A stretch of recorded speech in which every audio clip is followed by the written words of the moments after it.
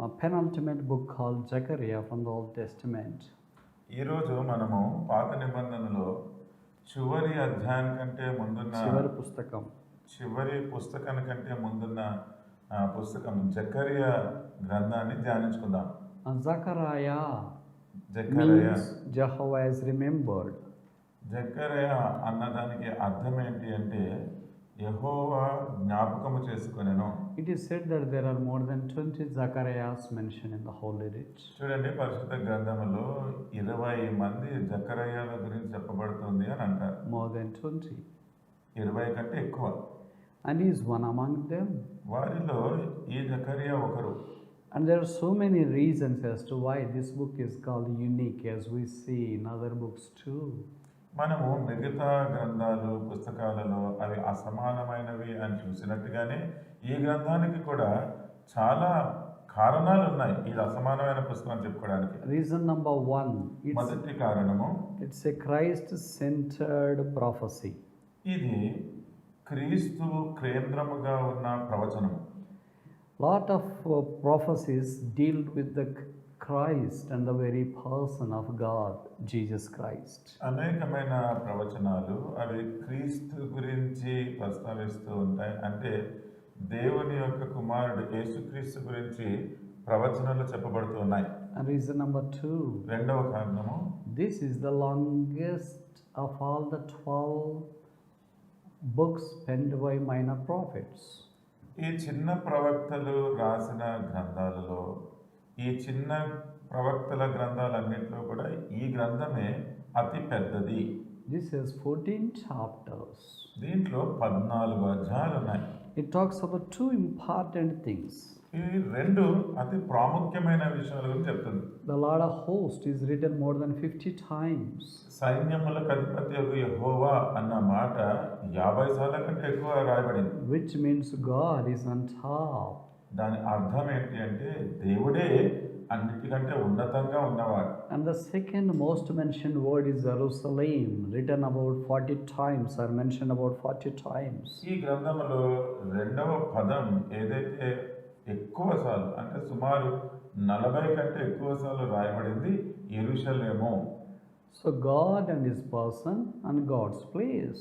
అంటే దేవుడు అంటే దేవుని యొక్క వ్యక్తిత్వము, అంతేకాకుండా దేవుని స్థలం. God, as coin has both sides both valid, this book has both sides both valid. On one side you have a God, on the other side you have God's place.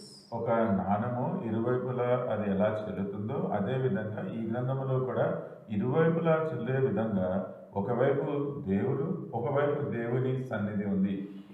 And thirdly we see that this is the book that has 8 visions documented in first 6 chapters in a night. ఒక మూడవ కారణము ఇది అసమానమైన గ్రంథం అని చెప్పుకోవడానికి ఏంటి అంటే ఈ గ్రంథంలోని మొదటి 6 అధ్యాయాల్లో 8 దర్శనాలు అవి రాయబడుతూ ఉన్నాయి. All happened in one single night. ఈ దర్శనాలన్నీ కూడా కేవలం ఒక్క రాత్రిలోనే కలిగినాయి. We do not see so many, at least 8 visions appeared to a godly man in a single night in the whole Holy Writ. ఒక దైవజనుడికి ఒక్క రాత్రి పూటనే 8 దర్శనాలు కలగడం అనేది ఈ పరిశుద్ధ గ్రంథం అంతట్లో కూడా ఎక్కడా చూడం. We see that they have received the vision of God as we glance to the scriptures. మనము లేఖనాలని చదువుతూ ఉన్నప్పుడు వారందరూ కూడా దేవుని దర్శనాలు పొందుకున్నారు అని చూస్తాం. Maybe once in a night. అంటే బహుశా ఒక రాత్రిలో ఒక దర్శనం కలిగి ఉంటారు. But here we see 8 visions. అయితే ఇక్కడ ఒకే రాత్రి 8 దర్శనాలు కలిగినాయి. All the visions focus on a person called Jesus Christ and his place called Jerusalem and his people called Israel. అయితే ఈ 8 దర్శనాల్లో కూడా యేసుక్రీస్తు ప్రభు అన్న వ్యక్తి గురించి, ఆయన స్థలమైన యెరూషలేము గురించి, ఆయన ప్రజలైన ఇశ్రాయేలీయుల గురించే చెప్పబడుతుంది. This is also what is a caption mentioned in the whole New Testament. ఇదే నూతన నిబంధన అంతట్లో కూడా ప్రాథమికమైన అంశముగా చెప్పబడుతుంది. Number one, God, Jesus Christ. మొదటిగా దేవుడే యేసుక్రీస్తు ప్రభు. Number two is a place called sanctuary or the church. రెండవది ఆయన స్థలము లేకపోతే ఆయన గుడారము, ఆయన మందిరము. Number three is people called the individual believers who are purchased by the precious blood of Jesus Christ. మూడవదిగా ఆయన ప్రజ అయిన వారు, అంటే యేసుక్రీస్తు ప్రభు వారి రక్తములో విమోచించబడి కొనబడిన వారు. Reason number four. నాలుగవ కారణము Zechariah chapter 2 verse 12. We see that this is called Holy Land, may be mentioned rarely, and this is the only occasion we see this promised land termed as a Holy Land. Zechariah 2వ అధ్యాయము 12వ వచనంలో ఇక్కడ ప్రతిష్ఠితమైన దేశములో అని ఉంది. అంటే బహుశా పరిశుద్ధ గ్రంథములో ఇక్కడ మాత్రమే దేవుని యొక్క స్థానము, అది ప్రతిష్ఠితమైన దేశముగా చెప్పబడడం చూస్తున్నాం. The land that floweth with milk and honey, the promised land, is called the Holy Land for the first time in the Holy Writ right over here. పాలు తేనెలు ప్రవహించే వాగ్దానపు దేశము, అది ప్రతిష్ఠితమైన దేశముగా ఈ పరిశుద్ధ గ్రంథంలో ఇక్కడే మొదటిసారి రాయబడుతూ ఉంది. What a joy it is for us that Christ is our holy land, whom we are going to be with him forever and ever. క్రీస్తు ఆయనే మనకు ప్రతిష్ఠితమైన దేశముగా ఉన్నాడు, ఆయన దగ్గరే ఆయన చెంత మనము సదాకాలము ఉంటాము అన్న విషయము మనకి ఎంతో ఆనందాన్ని కలిగిస్తుంది. Reason number 5, we see that this is opposite of book of Daniel. ఇప్పుడు 5వ కారణం ఏంటి అంటే, ఇది దానియేలు గ్రంథమునకు ఈ గ్రంథం అంతా వ్యతిరేకంగా ఉన్నట్టుగా ఉంటారు. We see that Daniel, the key person, which talks about the judgment of God. దానియేలు అక్కడ ముఖ్యమైన వ్యక్తి, ఆయన దేవుని తీర్పు గురించి మాట్లాడుతున్నాడు. But Zechariah talks about the God's favor in relation to his people. అయితే జకరియా ఆయన దేవుడు తన ప్రజల పక్షంగా క్షేమమును కోరుతున్న విషయం గురించి చెప్తూ ఉన్నాడు. Daniel was born in Israel and was reared up in Babylon. దానియేలు ఇశ్రాయేలులో జన్మించినాడు, కానీ బబులోనులో ఎదిగినాడు. But Zechariah was born in Babylon and came to Israel to preach the message of God. అయితే జకరియా ఈయన బబులోనులో జన్మించి దేవుని వర్తమానమును వినిపించడానికి ఇశ్రాయేలుకి వచ్చినాడు. Daniel has a royal blood. దానియేలు రాజరికములో పుట్టిన వ్యక్తి. And whereas Zechariah has a Levitical blood. అయితే జకరియా ఈయన లేవీయుల సంతానము. And we see another reason as to why we call this book as unique, that Zechariah mentioned the angel of God in a feminine gender. అయితే ఈ గ్రంథము అసమానమైనది అని చెప్పుకోవడానికి మరొక కారణం ఏంటి అంటే, జకరియా దేవుని దూతను తను స్త్రీలింగముతో సంబోధించినాడు. Zechariah chapter 5 verse 9. జకరియా 5వ అధ్యాయం 9వ వచనం. Yes, brother. నేను మరలా తేరి చూడగా ఇద్దరు స్త్రీలు బయలుదేరి. We see here two women came out. ఇక్కడ చూడండి, ఇద్దరు స్త్రీలు బయలుదేరినారు అని చూస్తున్నాం. It talks about the angels of God. ఇక్కడ దేవుని దూతల గురించి చెప్పబడుతుంది. This only occasion in the Holy Writ where the angels are addressed as in a feminine gender. పరిశుద్ధ గ్రంథం అంతట్లో కూడా కేవలం ఇక్కడ మాత్రమే దేవదూతలని స్త్రీలింగముతోటి సంబోధించినారు. And next reason number 8 is that this book is called unique because it is the apocalypse, the revelation of the Old Testament. మరొక కారణము ఈ గ్రంథం అసమానమైనదని చెప్పుకోవడానికి ఏంటి అంటే, ఈ గ్రంథము ఇది ప్రత్యక్షత లేకపోతే దేవుని విషయం గురించి. కొత్త నిబంధనలోని ప్రకటన గ్రంథానికి సమముగా పాత నిబంధనలోని జకరియా గ్రంథం ఉన్నది. As is the book of revelation in the new testament, so is book of Zechariah in new testament. కొత్త నిబంధనలో ప్రకటన గ్రంథం ఎలాగైతే ఉందో, పాత నిబంధనలో ఈ జకరియా గ్రంథము కూడా ఆ విధంగా ఉంది.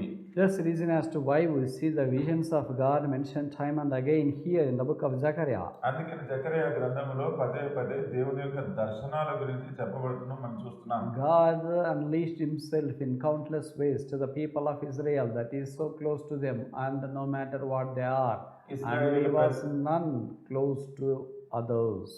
దేవుడు అతి సమీపంగా హత్తుకొని ఉన్న ప్రజలైన ఇశ్రాయేలీలకు దేవుడు పదే పదే ప్రత్యక్షపరుచుకున్న విషయాలను మనం ఇక్కడ చూస్తూ ఉన్నాం. And reason number 9 as to why we consider this book of Zechariah is key or unique is that the branch of Messiah is mentioned here apart from rest of the 3 books or 2 books. మనము ఈ జకరియా గ్రంథమే అసమానమైనదని చెప్పుకోవడానికి 9వ కారణం ఏంటి అంటే ఇక్కడ ఉన్న 2 గ్రంథాలు, మిగిలిన 2 గ్రంథాలలో ఇక్కడ ప్రస్తావించబడిన మాట బ్రాంచ్ మసయా, ఆయన కొమ్ము, ఆయన కొమ్ము గురించి ప్రస్తావించబడుతుంది. దావీదుకు వేరు చిగురు, దావీదుకు వేరు చిగురు అన్నమాట. Perhaps this is mentioned in the book of Isaiah for the first time, and next in Jeremiah, and thirdly we see in Zechariah. చూడండి, మొదటిసారి ఈ మాట యెషయా గ్రంథంలో చెప్పబడితే, తర్వాత రెండవసారి ఇర్మియా గ్రంథంలో చెప్పబడి, మూడవసారి ఈ జకరియా గ్రంథంలో చెప్పబడుతుంది. And after this we do not see this particular name given to Jesus Christ in the Old Testament. దీని తర్వాత పాత నిబంధనలో యేసుక్రీస్తు ప్రభువారికి ఈ పేరు పెట్టబడడము మనం మళ్ళీ చూడము. We see that in Zechariah chapter 6 verse 12. ఆ సంగతి మనము జకరియా గ్రంథము 6వ అధ్యాయం 12వ వచనంలో చూస్తున్నాం. అతనితో ఇట్లనము, సైన్యములకు అధిపతి యెహోవా సెలవిచ్చినదేమనగా, చిగురు అను ఒకడు కలడు, అతడు తన స్థలములో నుండి చిగుర్చును, అతడు యెహోవా ఆలయము కట్టును. Behold the man whose name is the branch. ఇక్కడ చిగురు అను ఒకడు కలడు is the branch of God. అంటే దేవుని యొక్క చిగురు. That is really a different name given to Jesus Christ. యేసుక్రీస్తు ప్రభువారికి ఇవ్వబడిన చాలా ప్రత్యేకమైన పేరు ఇది. And reason number 10 as to why we consider the book of Zechariah is different is that it gives a strong and alarming warning in relation to the people of Israel, especially during the millennium. Zechariah గ్రంథము అసమానమైన చెప్పుకోవడానికి 10వ కారణం ఏంటి అంటే, ఈ గ్రంథము 1000 ఏళ్ల పరిపాలనా కాలంలో ఇశ్రాయేలు ప్రజలకు ఎంతో సూటి అయిన కఠినమైన హెచ్చరికలు చెప్పబడుతూ ఉన్నాయి. It talks about coming to the house of the Lord, as we see in the last verses of the last chapter, Zechariah chapter 14. Zechariah చివరి అధ్యాయం చివరి వచనాలలో చెప్పబడుతున్నట్టుగా దేవుని ఇంటికి, దేవుని మందిరంలోనికి రమ్మనుతున్న మాటలు చూస్తున్నాం. But this is strong warning even today as well. అయితే ఇది ప్రస్తుత దినాల్లో కూడా ఎంతో గంభీరమైన హెచ్చరికే. All believers have to go to the worship of the Lord invariably. విశ్వాసులందరూ కూడా దేవునిని ఆరాధించడానికి ఆయన మందిరానికి వెళ్ళవలసిందే. You have obvious reasons to skip the worship service, going to the house of the Lord in the pretext of online service. Online service చూసుకుందామలే అని చెప్పి దేవుని ఇంటికి వెళ్లకుండా అనేకమైన కారణాలు, సాకులు చెప్తూ ఉండిపోతున్నామేమో. But the strong warning comes from the prophet called Zechariah in chapter 14 verse 16 or verse 17. ఎంతో బలమైన హెచ్చరిక ఈ ప్రవక్త అయిన జకరియా ద్వారా మనకు 14వ అధ్యాయము 16వ వచనంలో చెప్పబడుతూ ఉంది. This is warning for all the believers. విశ్వాసులందరికీ కూడా ఇది హెచ్చరిక. All Christians, క్రైస్తవులందరికీ, no matter who you are, ఎవరైనప్పటికీ సరే, which fellowship you attend, ఏ సహవాసానికి మీరు whatever వెళ్తున్నా, denomination you are attached to, ఎటువంటి డినామినేషన్ తోటి మీరు ఉన్నా, you have no right to abstain from the fellowship of Lord. దేవుని యొక్క సన్నిధి లేకపోతే సహవాసం నుంచి దేవుని మందిరానికి వెళ్ళకుండా ఉండిపోవడానికి మీకు ఎటువంటి అధికారము You లేదు. have no option. మీకు అసలు వేరే సదుపాయం లేదు. It's a mandatory. ఇది ఖచ్చితంగా మనము దేవుని ఇంటికి Once you are వెళ్ళాల్సిందే. born again and considered to be child of God, you cannot abstain going to your father's house. మీరు తిరిగి జన్మించి దేవుని యొక్క బిడ్డలుగా అంగీకరించబడిన తర్వాత మీ పరలోకపు తండ్రి ఇంటికి వెళ్ళకుండా ఉండకూడదు. Verse 17 says, 17వ వచనం చెప్తుంది, and it shall be that those who will not come up of all the families of the earth unto Jerusalem to worship the King, the Lord of hosts, even upon them shall be no rain. లోకమందుండు కుటుంబములలో సైన్యములకు అధిపతియగు యెహోవాయను రాజునకు మ్రొక్కుటకై యెరూషలేమునకు రాని వారందరి మీద వర్షము కురవకుండును. This is a terrible warning. ఇది బహు భయంకరమైన హెచ్చరిక. There is no rain for them that abstain going to the house of the Lord. ఎవరైతే దేవుని ఇంటికి వెళ్ళకుండా ఉంటారో వారందరి మీద వర్షము కురవకుండును. Why should they go to the house of the Lord? దేవుని ఇంటికి వారు ఎందుకు వెళ్ళాలి? What the Bible says here? Bible ఏం చెప్తుంది ఇక్కడ? To worship the King, the Lord of hosts. సైన్యములకు అధిపతియగు యెహోవాను మ్రొక్కుటకు ఆరాధించుటకు వెళ్ళాలి.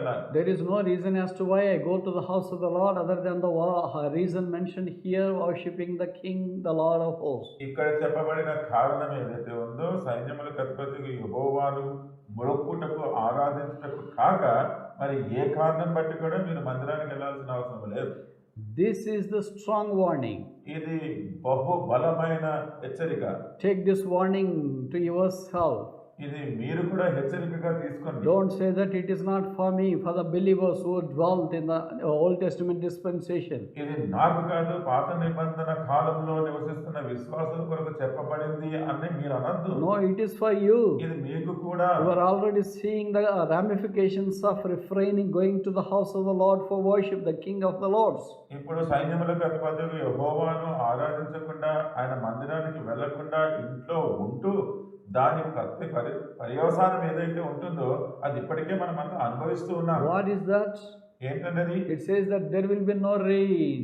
వారందరి మీద వర్షము కురవకుండును. What does it mean? దాని అర్థం ఏంటి? You say that there are a lot of rains and including the floods have ravished us. మీరంటారు కదా ఎంత వర్షాలు పడినాయి, వరదలుగా ముంచేసినాయి అంటారు. This is not the physical rain. ఇది భౌతికంగా చెప్పబడి చూస్తున్న ఈ వర్షం గురించి కాదు. It is about the spiritual rain. ఇది ఆత్మీయ సంబంధమైన వర్షం. The blessing, the showers of blessings. అది దేవుడు అనుగ్రహించే ఆశీర్వాదపు వర్షం. God not only wants to send the blessings as a showers, but to send the blessings as a rain, precipitation, a downpour, a cloud burst. ఆయన ఆశీర్వాదములు మన మీద ఆయన అనుగ్రహించడమే కాకుండా వాటిని వర్షము వలె కుమ్మరించడానికి ఆయన ఇష్టపడుతూ ఉన్నాడు. But so many times our resentment has refrained God not to send the precipitation, rainfall and cloud burst and showers upon us, which is the blessing of God. అయితే చాలాసార్లు మనం ఆయన మందిరానికి వెళ్ళడానికి ఇష్టం చూపించకుండా ఉండిపోతున్నాము కాబట్టి ఆయన ఏదో వర్షముగా ఉండపోతుగా మన మీద ముంచడానికి పంపించాలనుకుంటున్న ఆశీర్వాదాలన్నీ కూడా ఆయన పంపించకుండా అడ్డుగా ఉండిపోతుంది. We are devoid of the God's blessings. దేవుని ఆశీర్వాదాలు పొందకుండా ఉండిపోతున్నాం. We haven't received the rain of his blessings. ఆయన దీవెనల వర్షము మనము పొందుకోలేకపోతున్నాం. You are saying that I am so good. మీరంటారు నేను చాలా I am మంచివాడిని, so faithful. నేను చాలా నమ్మకంగా I am ఉన్నాను, so godly. నేను ఎంతో I దైవికంగా am ఉన్నాను, devoted. నేను ఎంతో I భయభక్తులుగా pray ఉన్నాను, daily. నేను రోజు I ప్రార్థిస్తాను, read God's word daily. Bible కూడా రోజు I చదువుతున్నాను, involved in the activities of God. దేవుని ఇంట్లో ఉన్న పనులన్నీ చేస్తున్నాను. You may tell, what lacketh I? మరి అన్ని చేస్తున్నాను కదా, నాలో తక్కువ ఏంటి అనొచ్చు. నాలో కొదువేంటి? నాలో కొదువేంటి అంటున్నారు. The Bible says you lack one thing. అయితే బైబిల్ అంటుంది మీరు ఒక్కటి కొదువుగా ఉన్నారు. What is that? అదేంటి?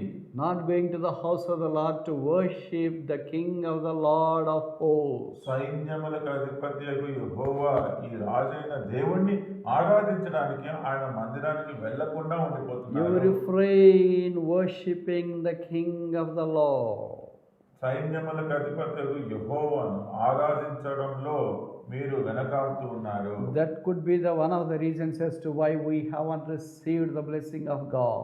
బహుశా దేవుని ఆశీర్వాదములు మనం పొందుకోవడానికి కారణము అదే అయి ఉంటుంది. This is the strong warning. ఇది ఒక బలమైన హెచ్చరిక. Take this warning. ఈ హెచ్చరిక మీరు Try to తీసుకోండి. rectify your life. మీ జీవితాన్ని మార్చుకోవడానికి Willing to సరిచేసుకోవడానికి amend yourself to go to the house of the Lord to worship the King of the Lord of hosts. సైన్యములకు అధిపతి యెహోవా రాజైన దేవుని ఆరాధించడానికి మందిరానికి వెళ్ళడానికి మీ జీవితాలలో నిర్ణయం తీసుకోండి. If you keep this practice in your life, మీ జీవితంలో కనుక ఈ అభ్యాసమును చేసుకుంటే then nobody would stop the rain and the cloudburst of the blessings of the God that are going to be showered on you. దేవుని ఆశీర్వాదముల యొక్క వర్షం ఏదైతే మీ మీద కుమ్మరించాలని కోరుతూ ఉన్నాడో అది ఎవరు కూడా ఆపలేరు. Do you want that? అది కావాలా మీకు? Do you want such a life in your life? అటువంటి జీవితం మీకు కావాలా? Obey to the God's word. దేవుని వాక్యానికి విధేయత చూపించండి. Return back to God దేవుని వైపు మరలా తిరిగి రండి. to worship Him in truth and spirit. ఆయన ఆత్మతోనూ సత్యంతోనూ ఆరాధించడానికి. And last reason as to why we see this book of Zechariah unique is this. ఈ జకరియా గ్రంథము ఎంతో అసమానమైనది అని చెప్పుకోవడానికి చూస్తున్న చివరి కారణం ఏంటంటే It talks about the prophecy of the coming King Jesus Christ. రానయ్యన్న రాజు యేసుక్రీస్తు ప్రభువారి గురించి చెప్తున్న ప్రవచనము మనం ఇక్కడ చూస్తున్నాం. There are at least 4 vital and loud prophecies of Christ are mentioned in this book.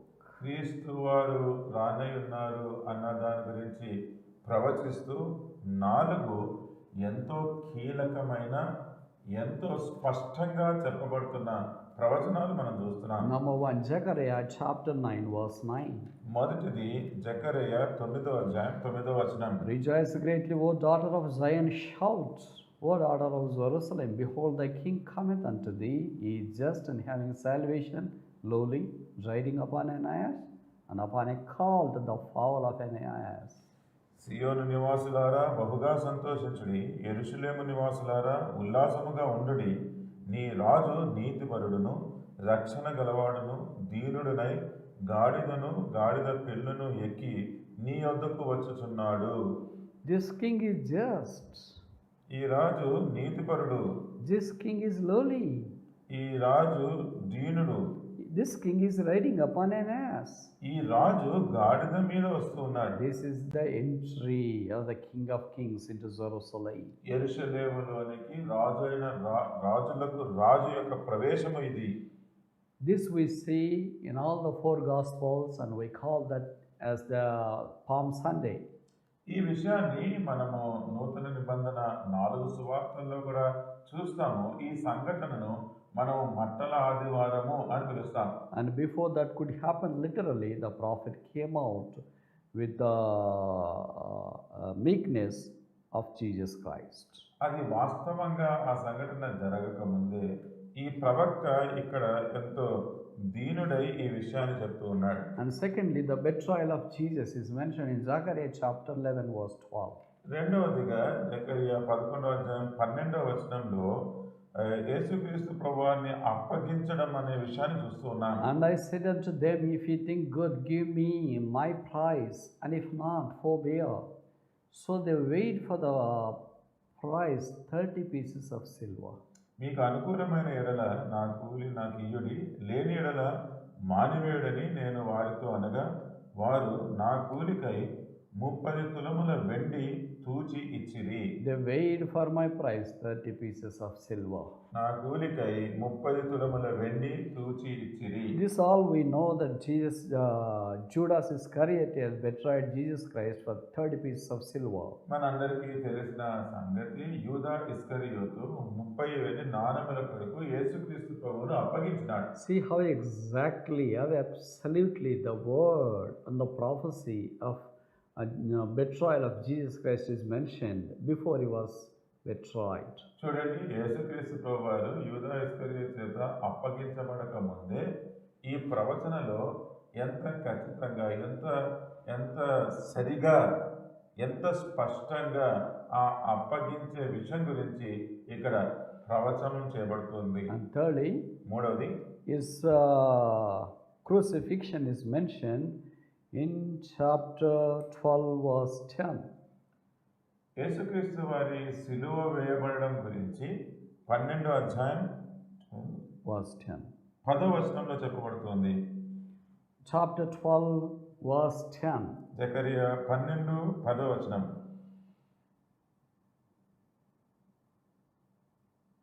It's big, but I read in the middle. Look upon me, whom they have pierced. They shall mourn for him. ఇక్కడ చివరిలో నేను చదువుతున్నాను చూడండి. తన జ్యేష్ఠపుత్రుని విషయమై ఒకడు పైన ప్రలాపించినట్లు పైన నేను కుమ్మరింపగా వారు తాము పొడిచిన వారు నా మీద దృష్టించి నేను కుమ్మరింపగా వారు తాము పొడిచిన నా మీద దృష్టి ఉంచి. We see here they shall look upon me whom they have pierced. నేను కుమ్మరింపగా వారు తాము పొడిచిన నా మీద దృష్టి ఉంచి. So Jesus is going to be pierced there on his side. ఇక్కడ చూడండి, యేసుక్రీస్తు ప్రభువారికి ప్రక్కలో పొడవబడుతూ ఉంటున్నారు. And in chapter 13 verse 6 we see his crucifixion again mentioned.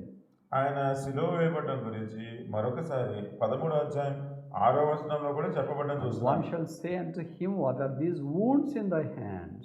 And then he shall answer, those with which I was wounded in the house of my friends. నీ చేతులకు గాయములేమని వారు అడగగా వాడు, ఇవి నన్ను ప్రేమించిన వారి ఇంట నేను ఉండగా నాకు కలిగిన గాయములని చెప్పును. What are these wounds in thy hands? నీ చేతులకు ఈ గాయములేమని అడగగా. This is what we can see Jesus Christ being nailed to the cross. యేసుక్రీస్తు ప్రభువారు సిలువ మీద మేకులు, చేతులలో మేకులు కొట్టబడితే ఇక్కడ చూస్తున్నాం. So we see his side was opened by piercing with a weapon. ఆయన ప్రక్కలో బల్లెముద్దతో పొడిచినప్పుడు అక్కడ ఎలాగ తెరవబడిందో చూస్తున్నాం. We know the javelin was strong and they pierced him. ఆ బల్లెము ఎంతో బలమైనది, దాంతో ప్రక్కలో ఆయనను పొడిచినారు అన్న సంగతి మనకు తెలుసు. His hands were stretched apart and nailed on his palms to the cross. సిలువ మీద తన చేతులను చాచి పెట్టి తన హస్తములలో మేకులు కొట్టినారు అన్న విషయం తెలుసు. And fourthly we see the Zechariah chapter 14 verse 4 where Christ is going to be on the Mount Olives. Talks about his ascension. 4వదిగా 14వ అధ్యాయం 4వ వచనంలో క్రీస్తు ప్రభువారు ఒలీవ కొండ మీద ఉంటారు అన్న సంగతి ఇక్కడ చూస్తున్నాము. ఇది పరలోకానికి ఆసన్నమైపోయే విషయం చెప్తుంది. ఆరోహణం అయిపోయేది విషయం చూపిస్తుంది. And his feet shall stand in the day upon the Mount of Olives, which is before Jerusalem on the east, and the Mount of Olives shall cleave in the midst thereof toward the east and toward the carry on. ఆ దినమున యెరూషలేము ఎదుట తూర్పు తట్టున ఒలీవ కొండ మీద ఆయన పాదములు ఉంచగా ఒలీవ కొండ తూర్పు తట్టునకును పడమటి తట్టునకును నడిమికి విడిపోయి సగము కొండ ఉత్తరపు తట్టునకును సగము కొండ దక్షిణపు తట్టునకును జరుగును గనుక విశాలమైన లోయ ఒకటి ఏర్పడును.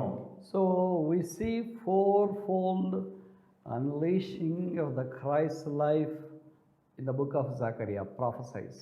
ఇక్కడ చూడండి, జకరియా గ్రంథంలో 4 అంతలుగా క్రీస్తు వారి జీవితం గురించి ప్రవచించబడడం మనం చూస్తున్నాం. Number 1, the entry of Jesus into Jerusalem, chapter 9 verse 9. మొదటిది 9వ అధ్యాయం 9వ వచనంలో యేసుక్రీస్తు ప్రభువారు యెరూషలేములోనికి ప్రవేశించడము.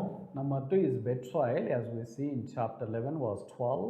11వ అధ్యాయం 12వ వచనంలో మనం చూస్తున్నట్టుగా ఆయన అప్పగించబడడాన్ని గురించి ప్రవచించబడింది. Number 3, the crucifixion, as we see in chapter 12 verse 10 and 13 verse 6. 12వ అధ్యాయం 10వ వచనము, 13వ అధ్యాయం 6వ వచనంలో చూసినట్టుగా యేసుక్రీస్తు ప్రభువారు సిలువ వేయబడడం గురించి ఇక్కడ ప్రవచించబడింది. And fourthly, we see the glorification of Jesus Christ as documented in chapter 14 verse 4.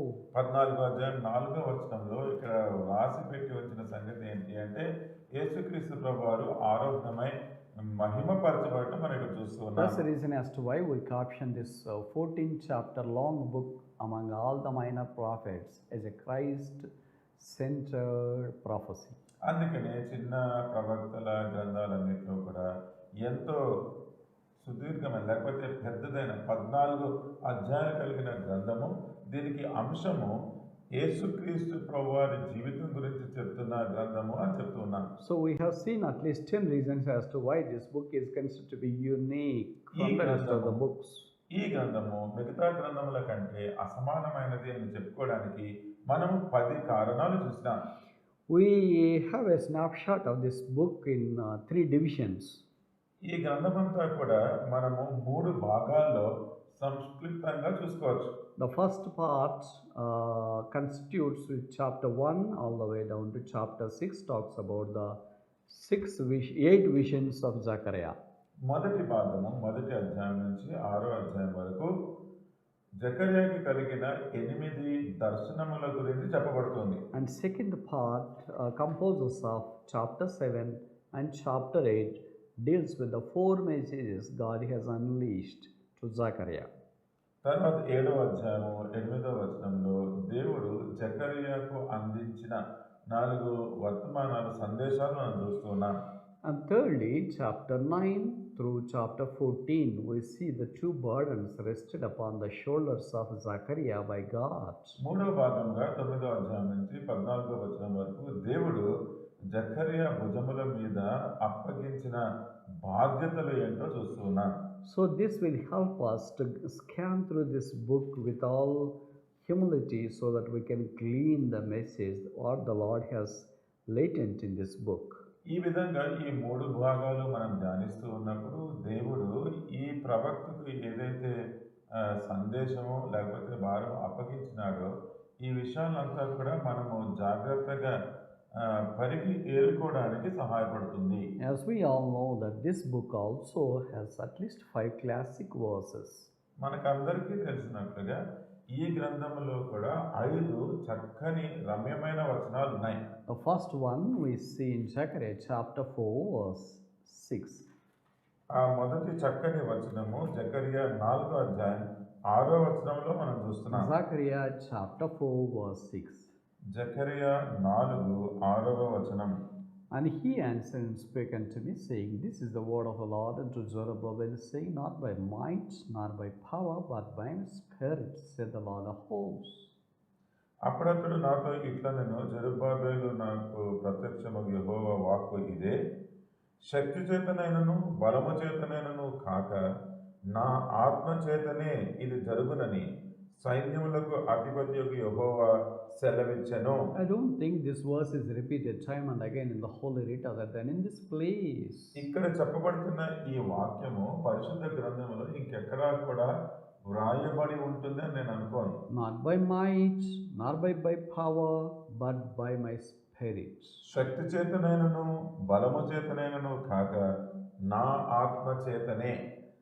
So God's spirit is all empowered for us and in us and over us and among us to execute his plans in our lives. దేవుని యొక్క ప్రణాళికలు మన జీవితంలో అవి జరిగించడానికి దేవుని ఆత్మ మనతో మనలో మన పైన మన యందు అది నింపబడుతూ ఉంది.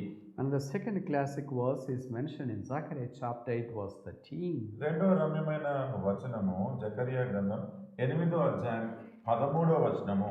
Zechariah chapter 8 verse 13. జకర్యా 8:13వ వచనం. And the house of Israel, so will I save you, ye shall be a blessing, fear not, but let your hands be strong. యూదావారులారా ఇశ్రాయేలు వారులారా మీరు అన్ని జనులలో నేలాగు శాపాస్పదమై ఉంటిరో అలాగే మీరు ఆశీర్వాదాస్పదమగునట్లు నేను మిమ్మల్ని రక్షింతును. Ye shall be a blessing. మీరు ఆశీర్వాదాస్పదమగునట్లు. This is the greatest promise. ఇది గొప్ప వాగ్దానము. God wants to bless us. దేవుడు మనల్ని That's ఆశీర్వదించబోతున్నాడు. the reason as to why time and again the word blessing is mentioned in the Holy Writ. అందుకనే పరిశుద్ధ గ్రంథంలో పదే పదే ఈ ఆశీర్వాదము అన్న మాట చెప్పబడుతుంది. It's not man saying a man that he is going to bless him, ఏదో మనుష్యుడు ఆయన దీవిస్తాడని కాదు, but it's God is telling to a man that I want to bless you, I want to make you a blessing. దేవుడు మనుష్యునితోటి చెప్తున్న మాట, నేను నిన్ను ఆశీర్వదించగోరుతున్నాను, నీవు ఆశీర్వాదాస్పదముగా ఉండాలి. But so sad that a man is not willing to be blessed by అయితే God. విచారకరమైన సంగతి ఏంటి అంటే దేవుని చేత ఆశీర్వదింపబడడానికి మనుషుడు ఇష్టపడట్లేదు. God says, my blessing is free for you. దేవుడు అంటున్నాడు, నా ఆశీర్వాదాలన్నీ నీ కొరకు ఉచితము. I want to remove all your curse, నీ శాపమంతా నేను తొలగించగలుగుతున్నాను. all your unfruitfulness, నీవు ఫలభరితంగా all your కాయలను తీసివేయాలనుకుంటున్నాను. unprofitableness. నష్టపోతున్నదంతా I want to తీసివేయాలి. make you a great blessing for others. ఇతరులకు నిన్ను ఆశీర్వాదకారణంగా చేయాలనుకుంటున్నాను. It's all for free. ఇదంతా కూడా ఉచితం. God wants to bless you today. దేవుడు ఈ రోజే మిమ్మల్ని You దీవించగోరుతున్నాడు. haven't been a blessing until now. ఇప్పటి వరకు మీరు ఆశీర్వాద కారణంగా You లేదు. see no reason as to why you are not blessed. అసలు ఎందుకు ఆశీర్వదించబడట్లేదో దానికి కారణం కూడా తెలియట్లేదు. But the very simple reason is that you haven't harbored God or Jesus Christ into your heart, so that your sins may be cleansed and you receive the free gift of salvation, and you may be standing at the threshold of the blessing. అయితే దానికి చెప్పుకోగలిగే కారణం ఏంటంటే మీ జీవితంలో దేవునికి లేకపోతే యేసుక్రీస్తు ప్రభుకి స్థానం ఇవ్వకుండా ఆయన రక్తములో మీరు శుద్ధిపరచబడకుండా ఆయన సన్నిధిలో మీరు నిలవలేకుండా ఉన్నారు. అందుకనే Come to Jesus Christ today. ఈ రోజే యేసుక్రీస్తు ప్రభు ఎదుకు రండి. Nobody is like him. ఆయన లాంటి వారికి ఎవరూ లేరు. Nobody is as merciful as Jesus is. ఆయన చూపించిన కనికరములా ఇంకెవరూ చూపించలేదు. Nobody is as good as Jesus is. యేసు ప్రభు వంటి మంచి వారు ఇంకెవరూ లేరు. Nobody is as gracious as Jesus is. యేసుక్రీస్తు ప్రభు అంత దయామయుడు ఇంకెవరూ లేరు. Nobody loves you as Jesus loves you. యేసు ప్రభు మిమ్మల్ని ప్రేమించిన విధానం ఇంకెవరూ ప్రేమించరు. Who else has eternal life other than Jesus Christ? యేసుక్రీస్తు ప్రభు వారు కాక మరి ఎవరు నిత్య జీవమును అనుగ్రహించగలరు? Who else will love you with the everlasting love other than Jesus Christ? యేసుక్రీస్తు ప్రభు వారు కాక శాశ్వతమైన ప్రేమతో మిమ్మల్ని ప్రేమించేది ఎవరు? That love voluntarily took Jesus Christ onto the cross. ఆ ప్రేమయే యేసుక్రీస్తు ప్రభు వారిని శిలువ మీదకి ఎక్కించింది. And Jesus laid down his life on the cross. యేసుక్రీస్తు ప్రభు వారు శిలువ మీద తన ప్రాణం పెట్టినారు. In him was no sin. ఆయనలో పాపం లేదు. He did no sin. ఆయన పాపం He చేయలేదు. knew no sin. ఆయన పాపమే తెలియదు. But he became sin for us on the cross. అయితే శిలువ మీద మనందరి కొరకు పాపిగా The అయిపోయినాడు. Bible says he was white and ruddy. Bible గురించి చెప్తుంది ఆయన ధవళవర్ణుడు, రత్నవర్ణుడు. In him was no sin at all. ఆయనలో ఏ పాపము The లేదు. chiefest among 10,000. 10,000 అతి సుందరుడు. He was comely and fair. ఆయన రత్నవర్ణుడు, ధవళవర్ణుడు. And that Jesus Christ was marred beyond recognition on the cross. అట్టి యేసుక్రీస్తు ప్రభువారు శిలువ మీద గుర్తుపట్టలేనంతగా దెబ్బలు కొట్టబడినాడు. And he shed his precious blood. ఆయన ప్రశస్తమైన రక్తాన్ని చిందించినాడు. Blood gushed out of his holy body. ఆయన పరిశుద్ధ దేహములో నుండి రక్తము స్రవిస్తూ And వచ్చింది. it flows like a fountain of a river right from the cross. అది శిలువ దగ్గర నుంచి ఆయన ఊగుతున్న నది వలె ప్రవహిస్తూ It's a ఉంది. precious blood. ఆయన ప్రశస్తమైన రక్తము. Pardoning blood. అది క్షమించే రక్తము. Forgiving blood. క్షమించే రక్తము. Cleansing blood. శుద్ధి చేసే రక్తము. Accepting blood. అంగీకరించే రక్తము. Receiving blood. అది స్వీకరించే రక్తము. What a blood it is. ఎటువంటి రక్తం A అంటే spotless blood. అది ఏ Sinless blood. నిష్కపటమైన రక్తం, And పాపం లేని రక్తము. saintly blood. అది పరిశుద్ధమైన Blood that రక్తం. came from above. అది పైనుండి వచ్చిన రక్తము. And God wants to cleanse us from all our sin. దేవుడు మన పాపములన్నిటి నుంచి మనల్ని శుద్ధి Today చేయగోరుతున్నాడు. is the day of salvation. ఈ రోజు నేడే రక్షణ దినం. Make haste to receive this blessing today. ఈ ఆశీర్వాదం పొందుకోవడానికి నువ్వు త్వరపడు. Never is too late other than today. ఈ రోజు కాక ఇంకా అంటే ఆలస్యమే కాదు. Believe on the Lord Jesus Christ, thou shalt be saved and thy household. యేసుక్రీస్తు ప్రభువునందు విశ్వాసం ఉంచినప్పుడు నీవును నీ ఇంటి వారును రక్షణ పొందెదరు. And the third important classic verse, as we have already seen, in Zechariah chapter 9 verse 9. జెకర్యా గ్రంథము 9వ అధ్యాయం 9వ వచనంలో ఇక్కడ మూడో రమ్యమైన వచనం And he says, rejoice greatly, O daughter of Zion. Shout, O daughter of Jerusalem, behold thy king. We just and lowly is riding upon an ass. సియోను నివాసులారా బహుగా సంతోషించుడి, యెరూషలేము నివాసులారా ఉల్లాసముగా ఉండడి. నీ రాజు నీతిపరుడును రక్షణ గలవాడును దీనుడునై గాడిదను గాడిద పిల్లను ఎక్కి నీ యొద్దకు వచ్చుచున్నాడు. He is called King of Zion. ఈయన సియోను రాజు అని What a పిలువబడుతున్నాడు. greatest joy it is for all of us. మనందరికీ కూడా ఇది ఎంత ఆనందకరమైన విషయం. And fourthly, నాలుగవది our fourth classic verse is లేకపోతే నాలుగవ రమ్యమైన వచనం ఏంటంటే chapter 10 verse 8. 10వ అధ్యాయం 8వ వచనం. What's written there? అక్కడ ఏం రాయబడింది? I will hiss for them and gather them, for I have redeemed them, and they shall increase as they have increased. నేను వారిని విమోచించి ఉన్నాను కనుక వారిని ఈలవేసి పిలిచి సమకూర్చెదను, మునుపు విస్తరించినట్లు వారు విస్తరించుదురు. I will call them with the voice of the whistle. వారిని ఈలవేసి పిలిచెదను. Perhaps this only time mentioned this Ela in the Holy Writ. ఈ పరిశుద్ధ గ్రంథం అంతటిలో కూడా కేవలం ఇక్కడ మాత్రమే ఈలవేసి పిలుస్తాను అన్న మాట రాయబడింది. Who will use this Ela? ఈ ఈలవేసేది ఎవరండి? And usually a person who takes care of the traffic in the traffic, like a constable, he uses this whistle. Traffic లో ఆ ట్రాఫిక్ కానిస్టేబుల్ ఎవరైతే ఉంటారో ఆ ట్రాఫిక్ ను క్రమబద్ధీకరణ చేయడానికి ఈలవేస్తూ ఉంటాడు. Or a guard who is taking care of the train on the railway station. లేకపోతే ఒక ట్రైన్ లో ఉన్న గార్డ్ ఎవరైతే ఉన్నారో అతను ఈలవేస్తూ ఉంటాడు. Or a headmaster or a PET or a physical director who wants to control all the sports people, he will use this whistle. పాఠశాలలో ఈ స్పోర్ట్స్ టీచర్ ఎవరైతే ఉంటారో ఆ పిల్లల చేత ఆటలు ఆడిస్తూ ఉన్నప్పుడు డ్రిల్ చేస్తున్నప్పుడు ఈల వేస్తూ ఉంటాడు. So whistle is one thing that calls upon the attention of the people.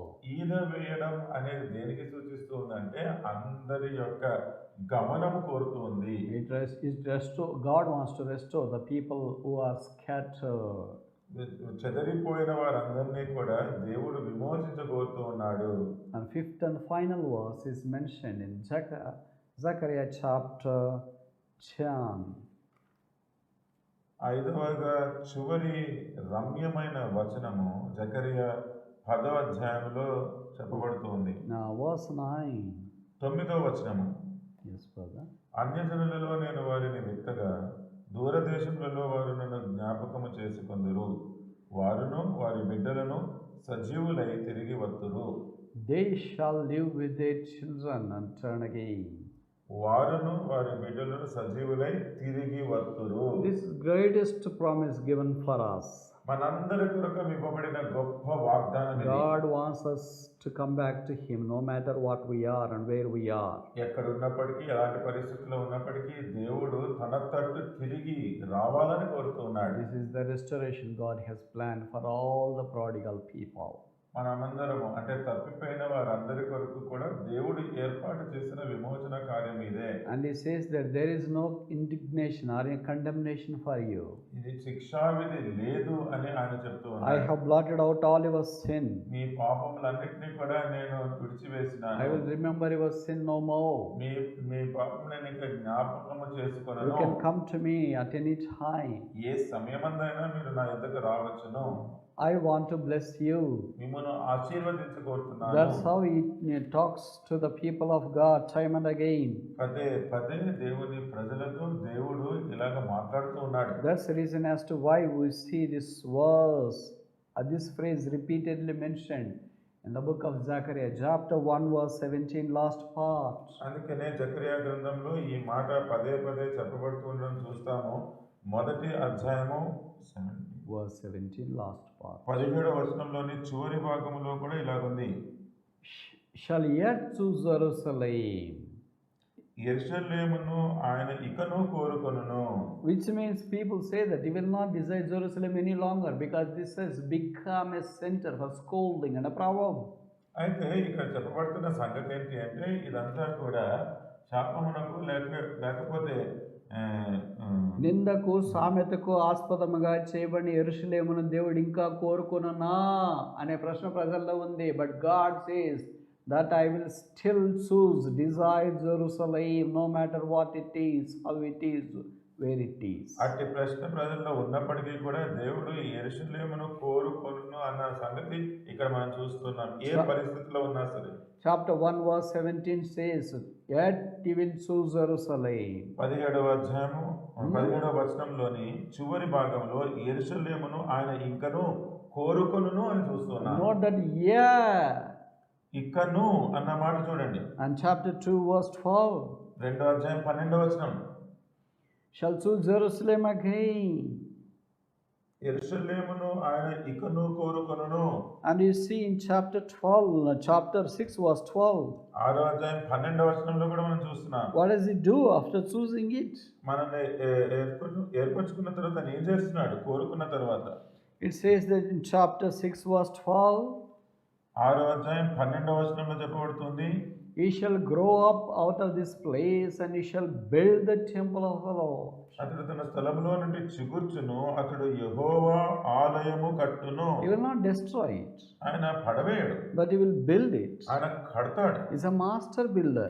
ఆయన కట్టడము నిర్మించే నిర్మాణకుడు. ఆయన నేర్పరి అయిన శిల్పకారుడు. ఆయన నేర్పరి అయిన శిల్పకారుడు. If he builds, nobody can ever find even a tiny other fault in that building. ఆయన నిర్మించినట్లయితే ఆ నిర్మాణములో ఎటువంటి తప్పిదము కూడా ఎవరు కనుగొనలేరు. That is the mastery of Jesus Christ. అటువంటి నైపుణ్యము యేసుక్రీస్తు ప్రభువారి యందు ఉంది. That's how he wants to build you and I. ఆ విధంగా మిమ్మల్ని నన్ను కూడా నిర్మించగోరుతున్నాడు. That's why he says Jerusalem, no matter how badly you are fallen. అందుకనే ఆయన అంటున్నాడు కదా, యెరూషలేమును ఎంతగా పడిపోయిన పరిస్థితిలో ఉన్నప్పటికీ I want to build you. నేను నిన్ను నిర్మించగోరుతున్నాను. You will be built. ఈ రోజు నీవు నిర్మించబడతావు. You may ask me, brother, what is the context of this Jerusalem to my life? మీరు అడగచ్చు కదా, ఈ యెరూషలేము గురించిన ప్రస్తావన నా జీవితంలో ఎలా పోల్చుకోవాలి? That Jerusalem speaks about you and me today. ఆ యెరూషలేమే మీ గురించి నా గురించి ఈ రోజు మాట్లాడుతుంది. It's a chosen place. అది ఏర్పరచబడిన ప్రదేశము. We are also chosen people. మనము కూడా ఏర్పరచబడిన జనాంగం. John chapter 15 verse 16 says, I have chosen you that you may go forth and be fruitful. యోహాను సువార్త 15వ అధ్యాయం 16వ వచనంలో నేను మిమ్మల్ని ఏర్పరచుకొని మీరు ఫలించినట్లు నేను మిమ్మల్ని ఏర్పరచుకున్నాను అని So he had chosen us. ఆయన మనల్ని ఏర్పరచుకున్నాడు. Jerusalem was not purchased by the blood of Jesus Christ. అయితే యెరూషలేము యేసుక్రీస్తు ప్రభువారి రక్తము చేత కొనబడలేదు. But we are purchased by the blood of Jesus Christ. అయితే మనము యేసుక్రీస్తు ప్రభువారి రక్తము ద్వారా కొనబడినాము. We are more precious to Jesus Christ than Jerusalem. యెరూషలేము కంటే మనమే యేసుక్రీస్తు ప్రభువునకు ఎంతో ప్రశస్తమైన వారు. That's why we are called New Jerusalem. అందుకనే మనం నూతన యెరూషలేముగా పిలువబడుతున్నాం. That's why we are called Holy City. అందుకనే మనం పరిశుద్ధ ప్రదేశముగా పిలువబడుతున్నాం. That's why we are called chaste virgin. అందుకనే మనము పవిత్రురాలైన కన్యక అని పిలువబడుతున్నాం. That's why we are called as a virgin or a bride decked herself with a fine linen. అందుకనే మనము ఒక కన్యక దేవుని కొరకు అలంకరించబడిన వధువుగా పిలువబడుతున్నాం. What a great joy for you and I. మీకు నాకు ఇది ఎంత సంతోషకరమైన సంగతి. So Lord yet chooses you. అందుకనే దేవుడు ఇప్పటికీ మిమ్మల్ని కోరుకుంటున్నాడు. No matter how badly you are fallen. ఎంత చెడుగా మీరు పడిపోయిన పరిస్థితిలో You may be backslider. మీరు వెనకబడిన వారు. You want to come back. మీరు తిరిగి రావాలని but unable to come back. అయితే మీరు రాలేకపోతున్నారు. Because that backsliding has kept you away from God. ఎందుకంటే దేవుని దగ్గర నుంచి వెనక పడకపోవడమే అది దేవునికి దూరంగా పెట్టేసింది. You are now regretting for all the things that happen in your life in relation to the backsliding. వెనక పడిపోయిన పరిస్థితుల్లో ఏవేవైతే జరిగినాయో వాటన్నిటి గురించి ప్రస్తుతము నీవు చింతిస్తున్న వాడిగా ఉన్నావేమో. And you may think that is God mindful about me? అసలు దేవుడు నా గురించి పట్టించుకుంటున్నాడా? Is there any hope for me? నాకేమైనా నిరీక్షణ Could ఉందా? anybody see me? నన్ను ఎవరైనా చూస్తారా? Does God see me? అసలు దేవుడు నన్ను Will చూస్తాడా? he call me?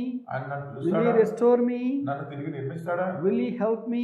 ఆయన నాకు సహాయం Will he చేస్తాడా? build my life again? నా జీవితాన్ని Is తిరిగి there any కడతాడా? hope for me? నాకేమైనా నిరీక్షణ I ఉందా? don't like to live any longer. ఇటువంటి జీవితం నేను I spoiled జీవించాలనుకోవట్లేదు. all my life. నేను అంతా జీవితం అంతా And కష్టపడ్డా. there is no future for me. నాకు ఎటువంటి భవిష్యత్తు Instead కనబడట్లేదు. of becoming a blessing, I become a bleak.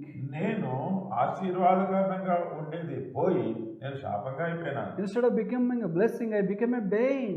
నేను ఆశీర్వాదకరంగా ఉండేది పోయి నేను భారంగా అయిపోయినాను. I don't like to live any longer. అసలు ఇటువంటి బతుకు నాకు వద్దు You అనుకున్నా. may think that you became a burden for everyone. అందరికీ నువ్వు భారం అయిపోయినావు So అనుకుంటున్నావేమో. you want to die. నువ్వు ఇక You want to చచ్చిపోవాలనుకుంటున్నావు. commit suicide. నువ్వేదో సూసైడ్ చేయాలనుకుంటున్నావు. Atmahatya. ఆత్మహత్య You చేయాలనుకుంటున్నావు. don't like to live any longer. అసలు ఇక బ్రతకాలని నీకు లేదు. You are frustrated with your life. నీ జీవితంతో ఎంతో చిరాకు పడుతూ But ఉన్నావు. we have a good news for you. అయితే మీ కొరకు సువార్త. There is a person that loves you. మిమ్మల్ని ప్రేమించే ఒక వ్యక్తి There ఉన్నాడు. is a person that helps you. ఒక వ్యక్తి మీకు సహాయపడేవాడు There is a ఉన్నాడు. person that wants to embrace you. మిమ్మల్ని కౌగలించుకోవాలని కోరుతున్న ఒక There వ్యక్తి is a ఉన్నాడు. person that remembers you. ఏ వ్యక్తి అయితే మిమ్మల్ని గుర్తు చేసుకుంటూ ఉన్నాడు అటు వ్యక్తి For ఉన్నాడు. you was sold out for 30 pieces.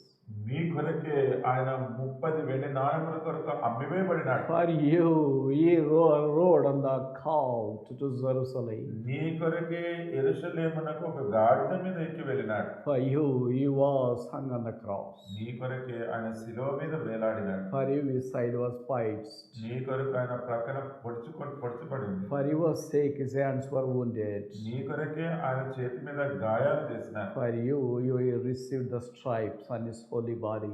నీ కొరకే ఆయన దేహమంతా కూడా దెబ్బలు తిన్నాడు. He died for you on the cross. నీ కొరకు శిలువ మీద మరణించినాడు. He was buried. ఆయన పాతి పెట్టబడినాడు. He was rose again on third day. మూడవ దినమున తిరిగి He is లేచినాడు. in heavenlies. ఆయన పరలోకములో He is ఉన్నాడు. going to come soon. ఆయన త్వరలో రానే He ఉన్నాడు. wants to take us back to himself ఆయన కొరకు మనల్ని తిరిగి and తీసుకువెళ్ళబోతున్నాడు. restore us in the glory. ఆ మహిమలో మనల్ని Would you విమోచించబోతున్నాడు. like to come back to him? ఆయనకి తిరిగి ఆయన చోటకు తిరిగి No matter రావాలనుకుంటున్నాడు. how weak you are, మీరు ఎంత బలహీనులైనా no సరే, matter how long you have gone from the cross of Jesus Christ, యేసుక్రీస్తు ప్రభువారి శిలువ దగ్గర నుంచి ఎంత దూరంగా మీరు వెళ్ళినప్పటికీ no distance is longer to the cross. ఆ శిలువకు ఏ దూరము కూడా అసలు దూరమే కాదు. You can come back to him. మీరు ఆయన యొద్దకు తిరిగి రావచ్చు. You can receive him. ఆయనను మీరు You స్వీకరించవచ్చు. can accept him. ఆయనను అంగీకరించవచ్చు. You can be a blessing. మీరు అప్పుడు ఆశీర్వాదస్తులుగా God ఉంటారు. says he wants to bless you. దేవుడు అంటున్నాడు ఆయన మిమ్మల్ని He wants to ఆశీర్వదించబోతున్నాడు. call you with a whistle. ఆయన ఈల వేసి మిమ్మల్ని Would పిలవాలనుకుంటున్నాడు. you like to come to him? ఆయన ఎదుగు రావాలనుకుంటున్నారా? The Bible says, yet he will choose Jerusalem. Bible అంటుంది ఇకను యెరూషలేమును ఆయన And కోరుకొనును. you substitute Jerusalem with your name. You substitute Jerusalem with your name. యెరూషలేమును అక్కడ మీ పేరు పెట్టుకునండి. Yet he chooses you. అంటే ఆయన ఇకను నిన్ను ఆయన కోరుకుంటున్నాడు. What more assurance you want other than this? దీనికంటే ఇంకా నిశ్చయత మీకు ఏం కావాలి? May the Lord bless you. దేవుడు మిమ్మల్ని దీవించిన గాక.